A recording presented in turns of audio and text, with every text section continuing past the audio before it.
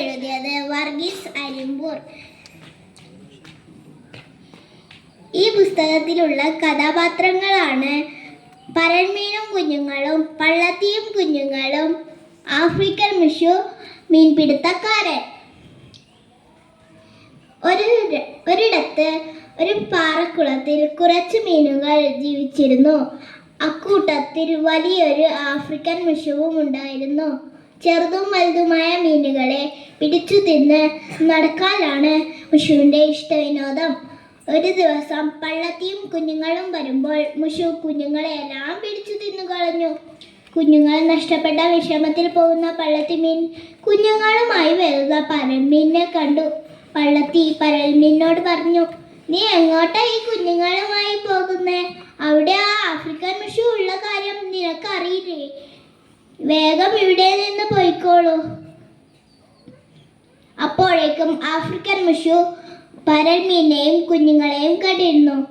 African മുഷു വരുന്നത് കണ്ട് പരൽമീൻ കുഞ്ഞുങ്ങളുമായി വേഗത്തിൽ പോകാൻ തുടങ്ങി. മുഷുവിൽ നിന്ന് തൻ്റെ കുഞ്ഞുങ്ങളെ രക്ഷിക്കണമെന്ന ചിന്തയിൽ പോകുന്ന പരൽമീൻ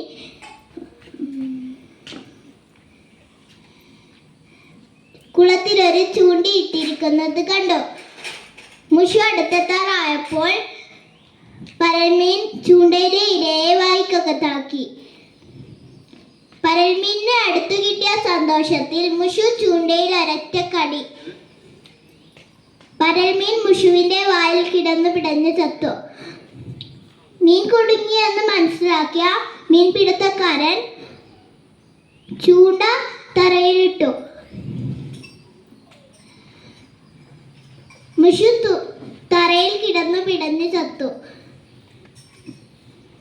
സ്വന്തം ജീവൻ കൊടുത്ത് തൻ്റെ കുഞ്ഞുങ്ങളെയും കുളത്തിലുള്ള മറ്റു മീനുകളെയും പരൽമീൻ രക്ഷിച്ചു.